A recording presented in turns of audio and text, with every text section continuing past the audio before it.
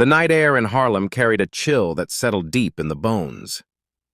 8 men, handpicked by Frank Costello himself, moved like ghosts through the back alleys, professionals, no chatter, weapons heavy under their coats. They had come to end Bumpy Johnson's quiet rule, to remind everyone who really held the strings in New York. Bumpy walked alone toward his usual spot, steps measured, eyes scanning the dark without hurry. One of the shadows stepped forward, voice low and mocking. Costello says Harlem belongs to him now. The words hung there, an insult wrapped in threat, waiting for blood to answer. Midtown Manhattan. Late afternoon light slanted through heavy drapes, turning the room the color of old bourbon. Frank Costello sat behind a wide desk that had seen more decisions than confessions. No raised voice, no theatrics, just the slow tap of a gold pen against polished wood. He had watched Harlem drift further from the fold for months. Bumpy Johnson no longer sent the expected envelopes. The numbers game still flowed, the policy wheels still turned, but the tribute arrived lighter each week. He lifted the receiver. Respect, once automatic, One call. now carried Quiet hesitation. Instructions to a man Costello who never did needed not tolerate them repeated. hesitation. 8 names were given. Not street soldiers. Not hotheads. Men who understood that a job done right left no loose threads. Costello spoke for less than 90 seconds. Clean. Quick. No message beyond the fact of it. The line went dead. Across the city in Harlem, the first ripple arrived before dusk. A boy no older than 12 knocked on the door of Bumpy's brownstone on 116.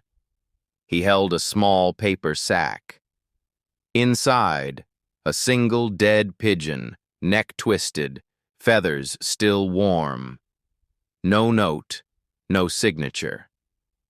The boy vanished into the crowd the moment the door opened. Bumpy stood in the doorway a long moment. He looked down at the bird, then up at the street where people moved with practiced normalcy. He did not touch the sack. He simply closed the door, walked to the parlor, and poured 2 fingers of bourbon into a glass he did not drink from. He knew the language. A dead bird meant silence was ending. 8 men meant finality. Costello was not asking for a conversation. He was announcing conclusion. Bumpy set the glass down untouched. He crossed to the window, parted the curtain an inch. Harlem moved below him, women carrying groceries, men in pressed shirts heading home, children chasing a rubber ball. His people. They had survived worse than Italian bankers from downtown. They had survived him. He let the curtain fall back into place. Then he picked up the telephone. The news did not travel in headlines or loud whispers. It moved the way smoke moves through a closed room. Slow, inevitable, noticed by everyone who needed to notice. In the barber shop on Lenox, the clippers went quiet mid-stroke. Old man Jenkins, who had cut Bumpy's hair since the numbers first paid rent, paused with the razor an inch from skin. He looked at the reflection in the mirror, met Bumpy's eyes for half a second, then resumed without a word. The other chairs emptied soon after. No one asked why. They simply paid, tipped heavy, and left. At the corner candy store, the numbers writer named Red folded his dream book and slipped it under the counter. He had seen the dead bird delivered. He had seen Bumpy walk past afterward, coat open, stride unchanged. Red nodded once when Bumpy passed later that evening. Bumpy returned the nod, small, almost imperceptible. Enough. Women on stoops lowered their voices when he approached. Children stopped chasing each other long enough to watch him cross the street. One boy, maybe 8, stepped forward with a baseball card he'd been saving. "For luck, Mr. Johnson." Bumpy took it, studied the faded edges, then slipped it into his breast pocket next to the silk handkerchief. "Appreciate it, son." The boy beamed and ran back to the curb, already telling the story to anyone who would listen. In the back room of the restaurant where policy slips changed hands, 3 runners sat around a scarred table. They counted stacks in silence. One of them, younger, newer, finally spoke. "They really send 8? The oldest runner did not look up. "Doesn't matter how many. Matters who they're coming for." The room stayed quiet after that. Bumpy moved through it all without hurry. He stopped at Miss Clara's to check on her cough, left money for medicine she would never ask for. He sat for 10 minutes on a bench in Mount Morris Park, watching pigeons scatter when a child ran too close. He listened more than he spoke. Every glance that met his carried the same unspoken question: "Are we still safe?" He answered without words, by walking the same streets, by greeting the same faces, by letting the weight of expectation settle on his shoulders alone. Harlem did not panic. Harlem waited. Because waiting, when the right man is waiting with you, is its own kind of power. The street lamp above Bumpy flickered once, then steadied. A weak yellow pool spilled across cracked sidewalk.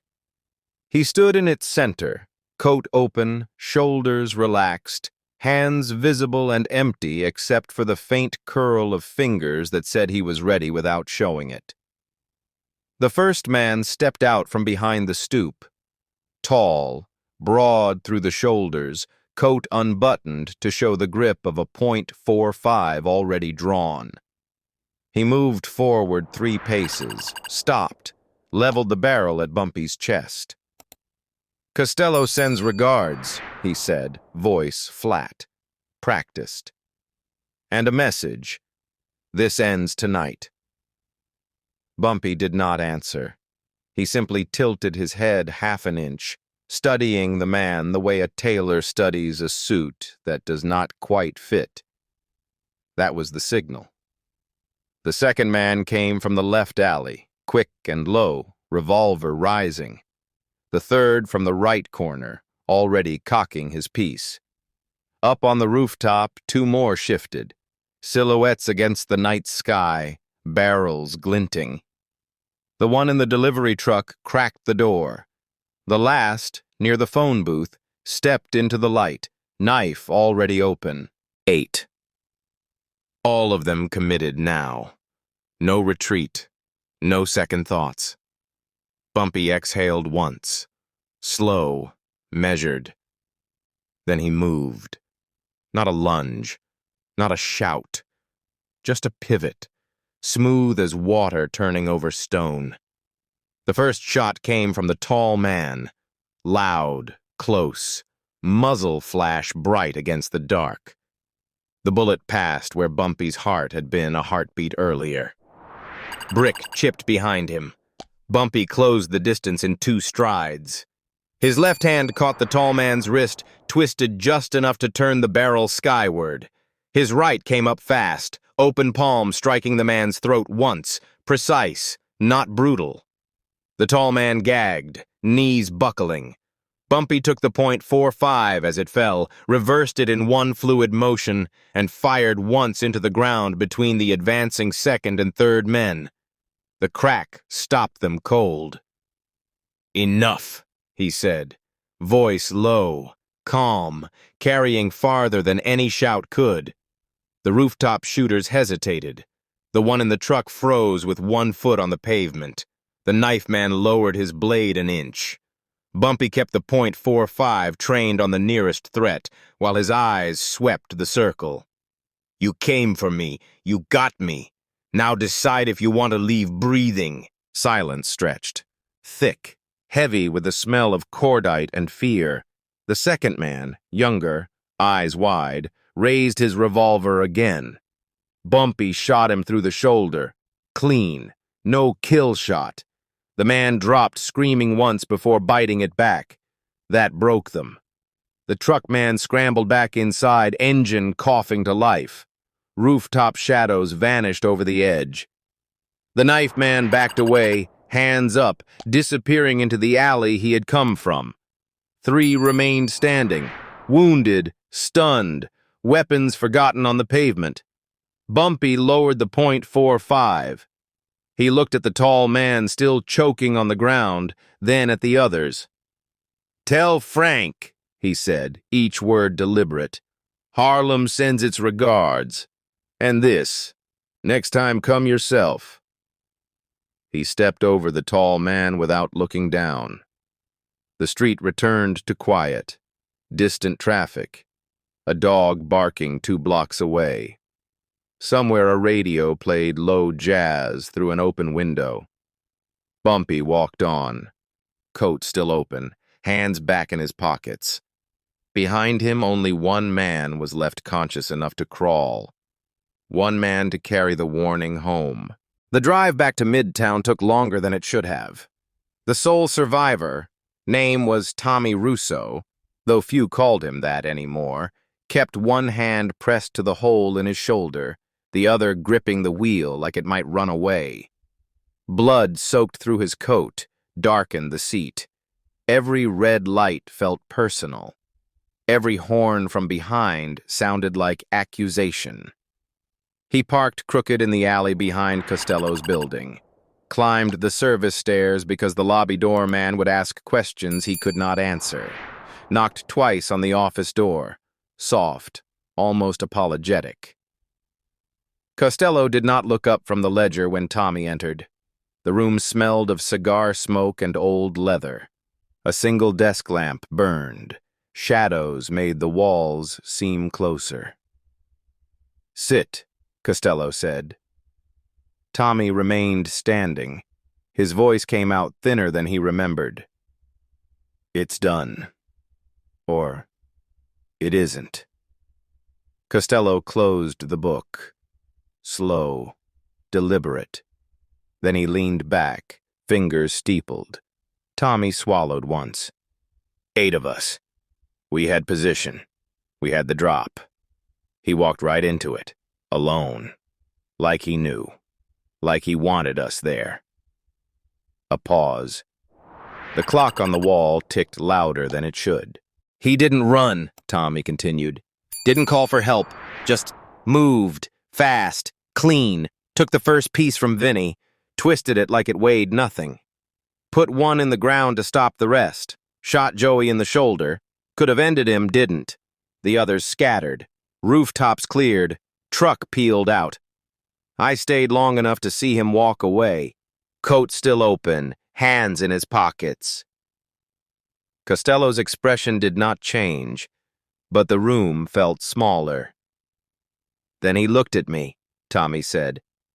"Only one left standing. Looked right through me.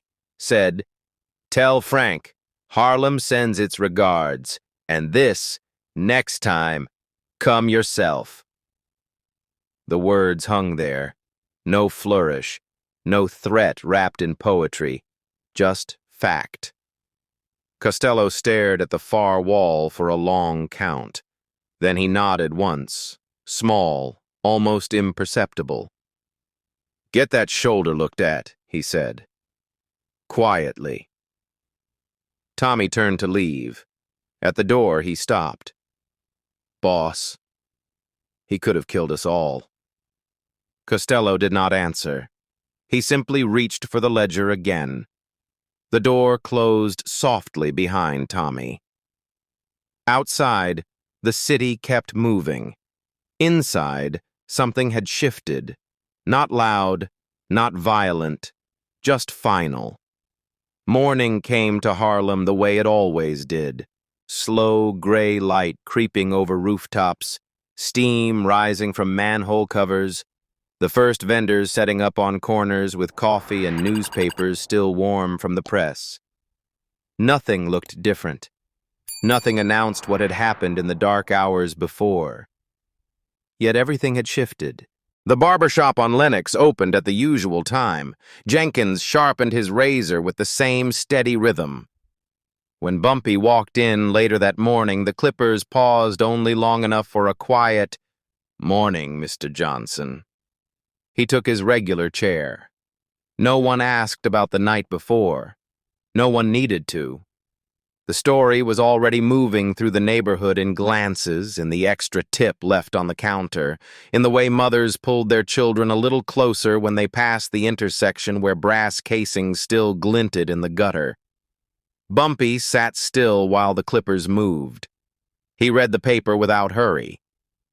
When Jenkins finished, Bumpy paid, added a folded bill for the grandchildren, and left without a word more than thanks. Downtown, Frank Costello's office remained closed to visitors that day. Phones rang unanswered.